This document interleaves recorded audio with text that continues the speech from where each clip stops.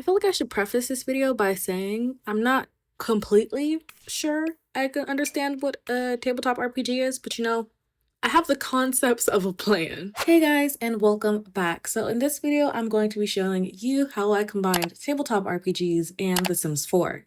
Not only that, but how I did it in 7 days. Now I would love to tell you that I meticulously planned out this work over the span of a week, but I really just made a list and said go. So with that being said, this video will be made up of a combination of real-time voiceovers and ones created later, like this intro. So if my voice sounds different at different parts of the video, it's because I'm at different levels of broken. So without further ado, let's go ahead and get started with the video. For the last month or so, I've been working on a mod pack to create a custom festival in the world of Copperdale centered around the town's lore and its founder, Jasper Prescott. Now, so far we have a good combination of games, from fortune telling to skill-based games and gambling, but the next one I really want to work on is going to be inspired by tabletop role-playing games.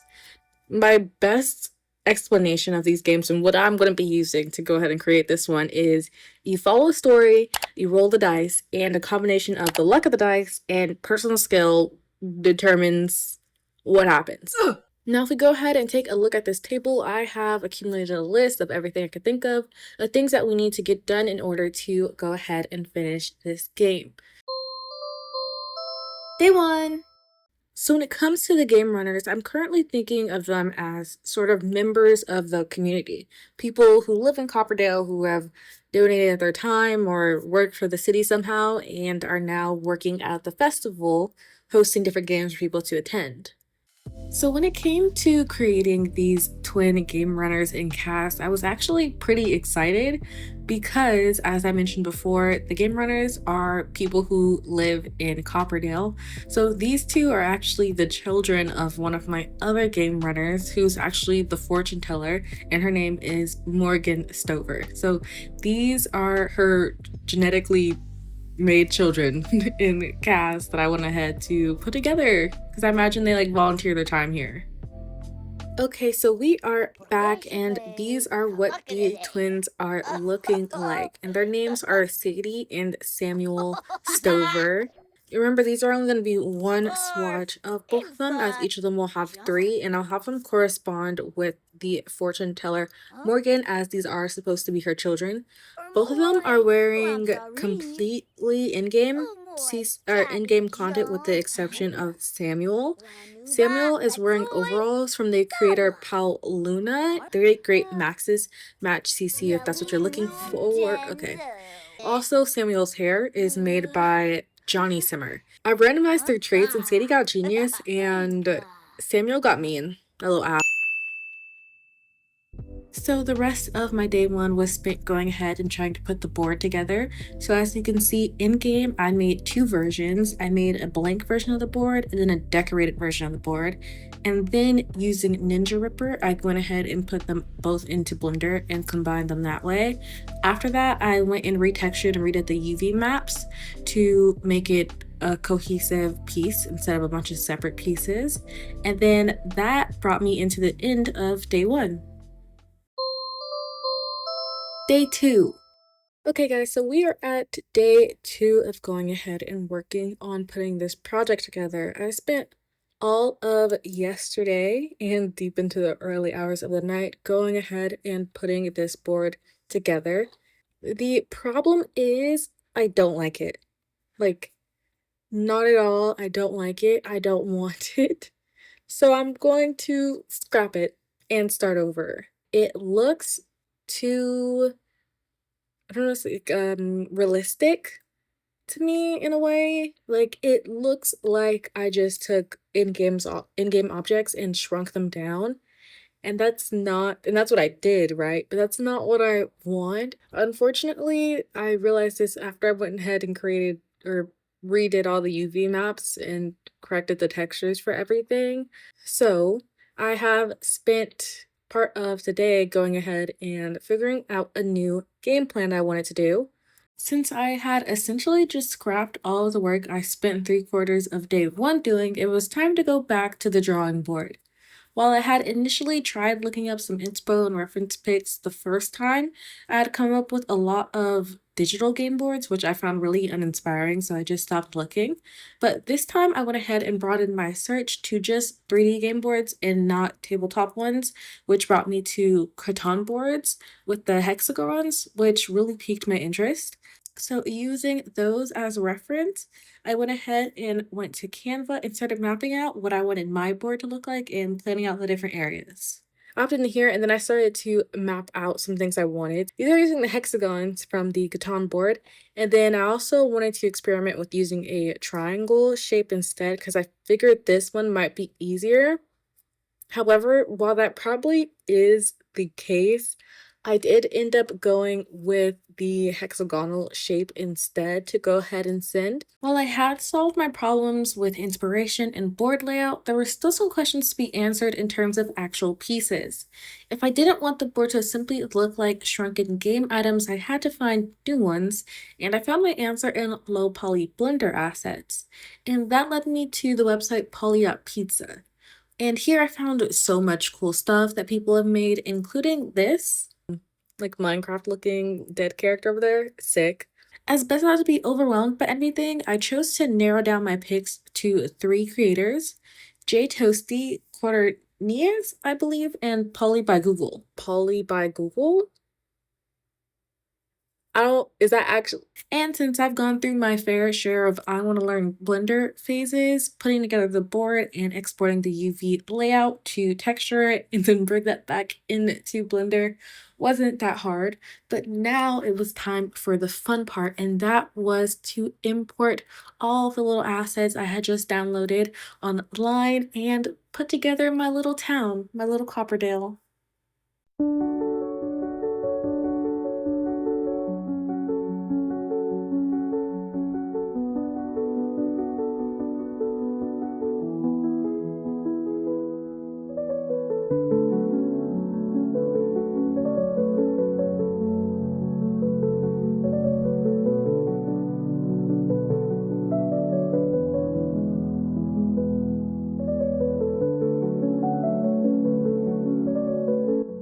While working on this project, I did start to question if my consumption of literally one tabletop RPG was going to be enough knowledge to go ahead and get me to the end of this project, to which I started to do some more research on what they are and watch a couple of videos, to which I found this. Why are you wanting to run a campaign in the first place? There are many answers that you could give for that, but primarily it should be something along the lines of testing out your ability to string along a bigger picture scenario rather than just the short scenario of a single adventure. So yeah, that did start to put me in a bit of a chokehold and make me a little nervous because that's exactly what this is going to be. But you gotta adapt. You have to change in order to, make this work in The Sims 4. Because I'm not trying to have people start like reading a novel by themselves in the middle of the festival.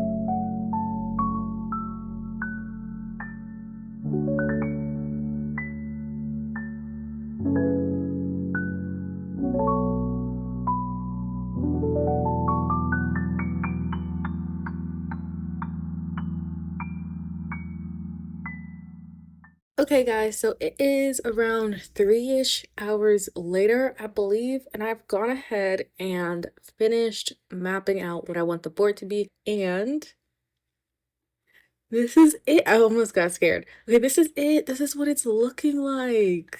Guys, it's so much cuter than how it was looking before. Absolutely adore it. So you can go ahead and see this is what it's looking like. I love the pond.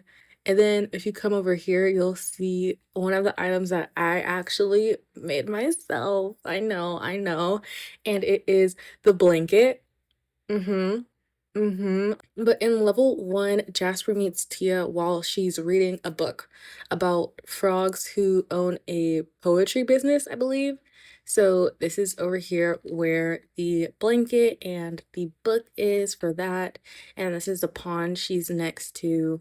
Over here we have the park area that is in level 2. In this chapter of the story, Tia is writing poetry, I want to say. So I just put some papers on the bench over here. And then as we make our way over here, you have the town area. And in the story, there's like some type of dance kind of thing going on in town. So that's what I tried to make look like it's happening over here. So anyway, guys, this is what the map is looking like currently. I'm really crossing my fingers, hoping that it translates well into the game, because if it doesn't, I may just crash out. Right now for me, it's 10:32 p.m. I really want to get this done tonight, hopefully before 12. It is currently 1:40 a.m. in the morning. But you know, the bigger goal is the game board, and it is done. This is what everything is looking like here at each option. I think it translated really well into the game. It looks like it looks like a very extra board game, you know? Definitely looks like it's doing a bit much. Like, where did you get this from? Okay, we're back with a bit more lighting and closed walls. So this is the second version of it. You can see I made some slight differences in the trees. But now that we are officially done with this step, we could go ahead and cross it off the list as we head into day 3. I mean, I guess it technically is day 3, but you know what I mean. Bye, day 3. Oh, dang it, it's day 2. Day 3. Hey guys, and welcome to day 3. So I'm going to be interrupting our regular scheduled programming to just give some updates. So it is currently 12:54 p.m. I woke up at 5:30 a.m. because it was too hot, and like 30 minutes after I got up, it got too cold. So I decided to go ahead and hop into the game and check out our board, only to find out that it had corrupted and was causing problems. So I went ahead and remade it so it is fine now. While I was on that, I did end up going ahead and making some pieces, I guess game pieces anyway, for it. So I went ahead and made these dice. Well, actually, like they should have taken 30 seconds. Instead, they took me like an hour. Don't ask. And then I also went ahead and made these card stacks as well. This is the one for the box, and then one over here is just a stack of cards. When I had started, I wanted to make more, but then I ended up working on this for like 6 hours somehow. I don't know how that took me 6 hours, but it did, because now it's 12. Um, but that's okay. Is it perfect? No. Is it ever going to be? No. But do I like it? Yes. I think it looks really cute and nice, and it is time for us to go ahead and get started on next step. We're crossing things off the list today. Well, we are here back at our to-do list, and it is time to go ahead and make some updates. So I did end up going ahead and doing this. I think I added it to the board earlier. I'm going to go ahead and cross it off now. We also need to go back to the plan story pictures. So I also went ahead and finished that. And over here is where I've gone ahead and wrote up what I want for all the visuals, with the exception of the game over screen and the success screen. However, I do need to jump into what I mean by story pictures. So while I was going ahead and figuring out the story and what I wanted it to look like, I realized a lot of these would just look like a block of text or have very small little icons, which is not what I wanted. I'm gonna need to go ahead and put together 1, 2, 3, 4. I need to go ahead and put together 4 renders now so we can complete our step after that. But they cross off, nope. We have successfully fill, filled out. We have successfully crossed off this option. And you know what? That means we've crossed off 2 things in one day. That's amazing. I'm trying so hard to control the vocal fry, but I'm tired. Okay, so we are here in Blender, and this is what our scene is currently looking like. And this is the setup I basically have for putting everything together. We're rendering in Eevee. I go ahead and put it in rendered view. This is partially what it looked like without the compositing. All of these items and the majority of the text, oh, Jesus. All of these items are pulled from in-game items. I just took them from Source Studio and arranged them in here. With the exception of the texture of the water, I literally just Googled water online and put it in as an image texture because the one that the lake comes with is very ugly. Honestly, Princess and the Frog fan art, but I love it. I think it looks so cute. Okay, I feel like I'm just yapping. So I think my next moves are going to be to take a nap, eat some food, drink some water, and then we're gonna come back and tackle the rest of these renders. So I feel like you could definitely hear it in my voice, but day 3 was tough for me. Like, she did not like me, and it did not help that it started with like 3, 4 hours of sleep from the previous day. But I'm very happy it didn't show up in the renders. In fact, the renders that I put together in day 3 are probably, at least this one I'm working on currently, is definitely my favorite. I think it's one of my favorites of the 4 that I end up putting together.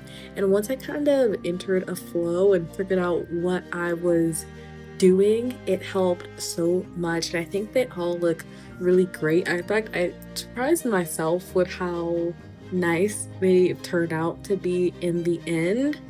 However, it did definitely remind me that I could never and would never want to have a job where I have to be creative. Like, creative problem solving, sure, but like create art in this way, like I couldn't do that. That's not the way I function. It's not just like a button I could turn on. I don't know how artists do that, but it's not for me. But I did have a lot of fun putting this together. And as a reminder, links for the tutorials I followed will also be included in the description, so you can have a little bit of insight about what I learned to get these done.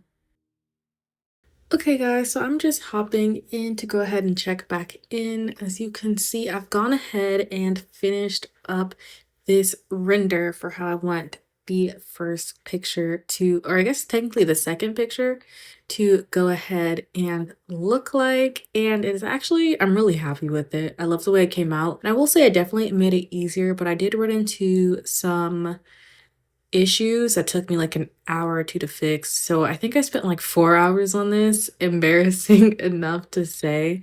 Okay, I got this one down. I think 4 more to go, and then we'll be able to wrap up this step. So I think it's kind of late now, but I think I'm gonna keep pushing and try to at least finish one more today, since this next one's probably gonna be similar. I'm gonna base it off the same picture, I think. We'll see. But I'm gonna go ahead and hop back in, continue in the flow. Day 4. This day marks a very interesting time in the grand scale of things because it was the day I told myself the biggest lie I've told myself in a very long time. Just straight up deceit, deception. But we'll get to that later. So this day was also different in my approach to getting things done, actually. I started creating things very late in the day than I usually do. I think I started around 12. And the focus of the day, or at least the beginning of the day, was to go ahead and get the final two renders done. But during this time, I took way more breaks than I usually do and even started working on other things in the middle of it. But ironically enough, I crossed off the most things on day 4 than any other day. However, I will say during this last render, I was running so low because I had given all my gas up to the first 3 renders on this day and the previous day on day 3. So to get through it, I started pulling once again from The Princess and the Frog. And it was actually this very specific scene I was thinking of, and it's where Charlotte gets proposed to by the fake Prince Naveen. If you don't know what I'm talking about and what that setting looks like, I'll go ahead and put pictures up on the screen. But it's like, it's stupid beautiful. Like, it's gorgeous. It looks amazing. I think I want to actually try to make like a Sims version of that scene because it's so pretty. But I decided to do the game over and the success screen renders and stuff off camera, and then I spent the rest of the day making some edits to the rendered photos in Canva, as well as starting to prepare for actually creating the game on day 5. So I think that's going to be a wrap for day 4. If I haven't said it already, I'm going to be working on the game over screen and the success screen off camera, and in day 5 we're going to go ahead and get started on playing the game or creating the game. I'm thinking creating the game is going to be pretty straightforward. I've kind of mapped out everything I wanted it to go ahead and be like. So I'm thinking it shouldn't be difficult, but knock on wood. Did you see it? It was right there. Did you see it? Did you see it? Did you hear that? Did you hear it? It was right there. Oh my gosh, I feel like a teacher from Incredibles. See? You see? Oh, you don't see it? But yeah, no, you didn't need to knock on wood. You needed to break it. You needed to break it in half because it was, I don't know, it was not.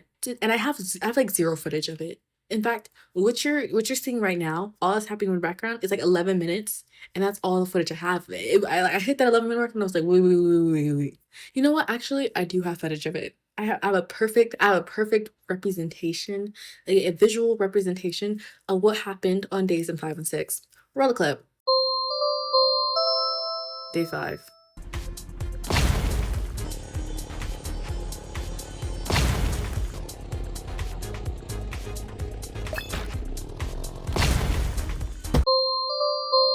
Day 6.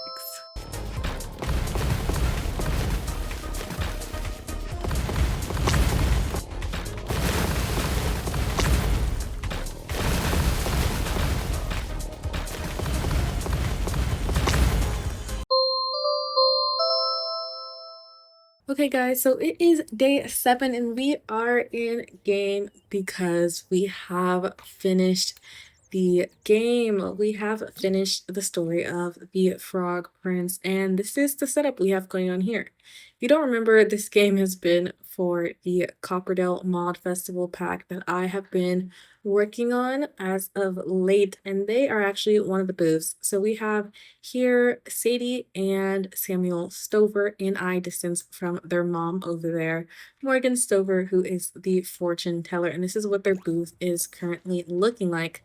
So if you go over here and hover over the board, we can see what it looks like, and I think it looks super cute. And also over here we have displayed one of the prizes that you can win, which is a pet frog.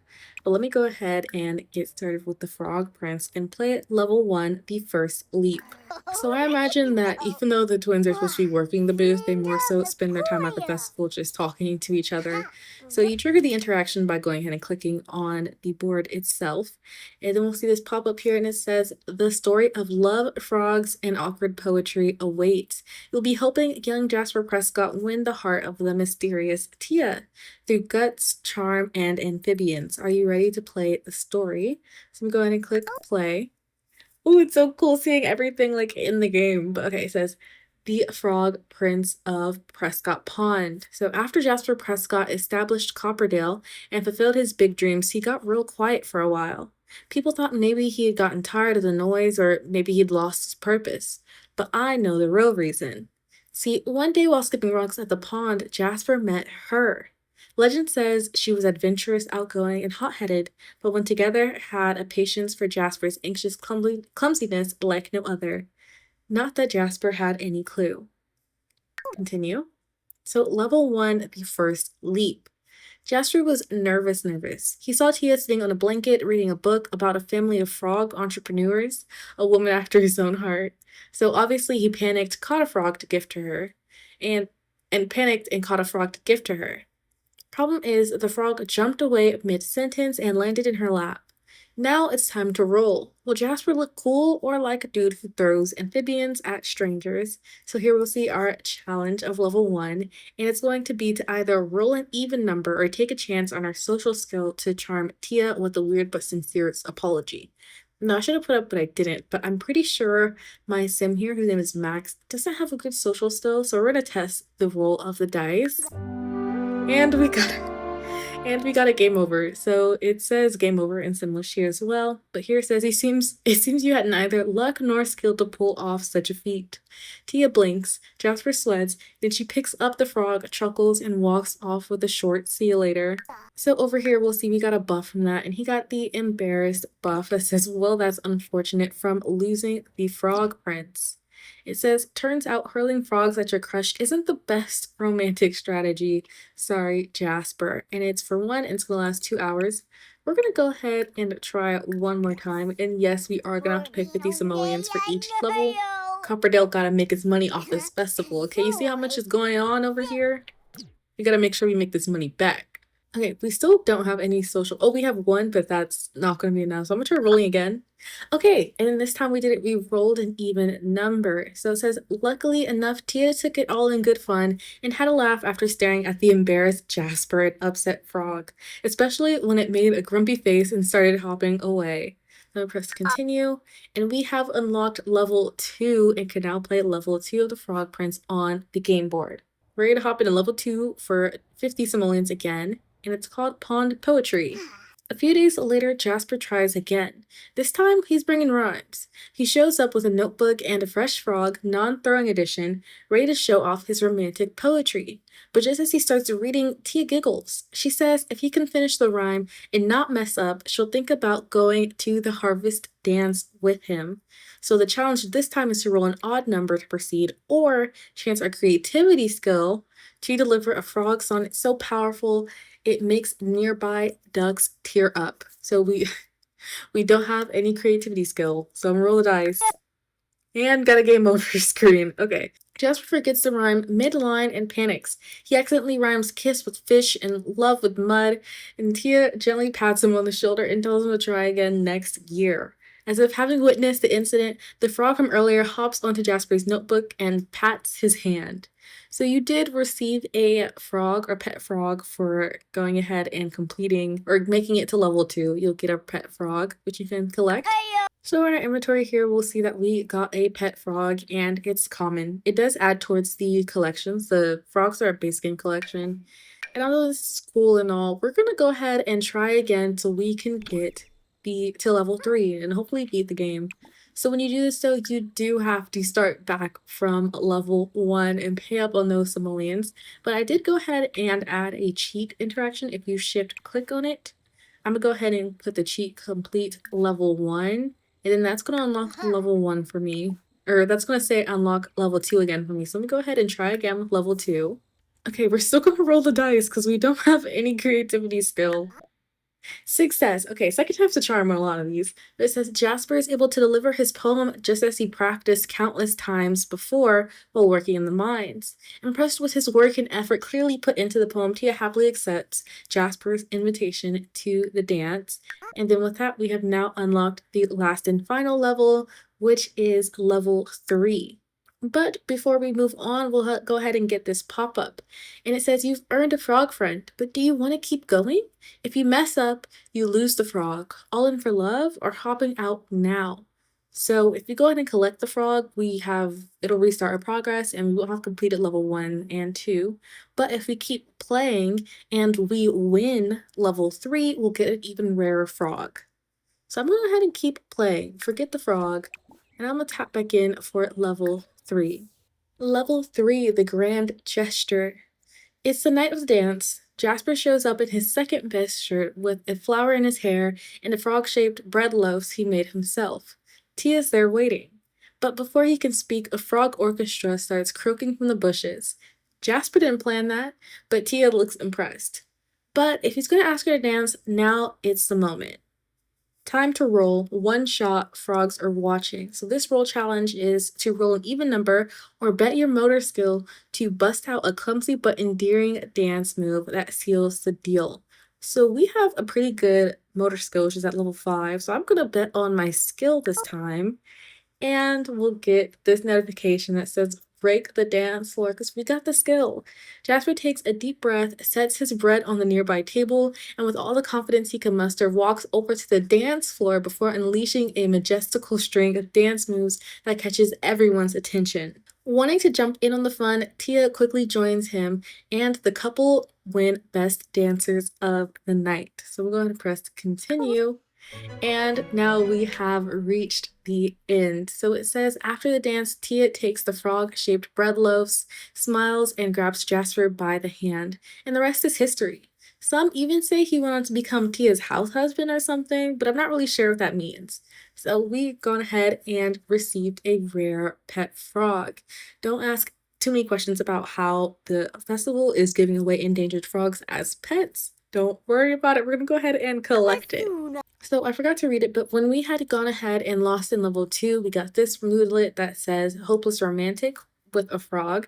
Jasper didn't win the girl, but hey, at least he made a new friend, which was the frog. And then now that we've won, we got this buff that says Love Pond Legend from the Frog Prince. Max helped Jasper pull off the grandest gesture in frog-filled romantic history. And we've gone ahead and gotten our rare frog this time, our pet sun surfer frog. Okay, so now we're back on our home lot over here, and I've gone ahead and put down our little sun surfer frog to go ahead and show off some of the interactions that you can add to it. So first of all, you're able to name your pet frogs. So I love when pets have human names, so we're gonna name our sun surfer frog Gregory. And then we're also now going to meet it. We got to get to know him because we worked hard for this pet. This pet costs what, like 200 simoleons? Okay, but then you'll see here, because we have gone ahead and talked to Gregory, we have a relationship. So with these two frogs that you could earn at the game, you can now have added some more like interactions to them. That's going to allow your Sims to become friends with the pets and talk to them, and as you can see here, have a relationship bar with them. However, this is also limited to child Sims. And as you go ahead and talk, have you seen this? Have you seen this? Look at it, look at it. It's not a lot, but I do think it's super cute.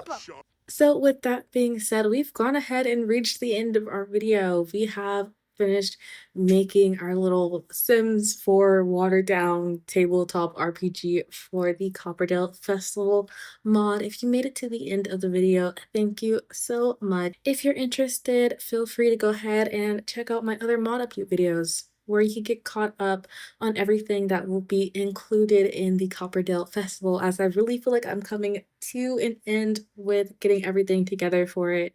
Alright, I'll see you guys later. Bye-bye! Skooma. Yeah, Nibs. On to McGlaffy. Shunker Bwapso. Uh-huh. Default. Hana Harnip.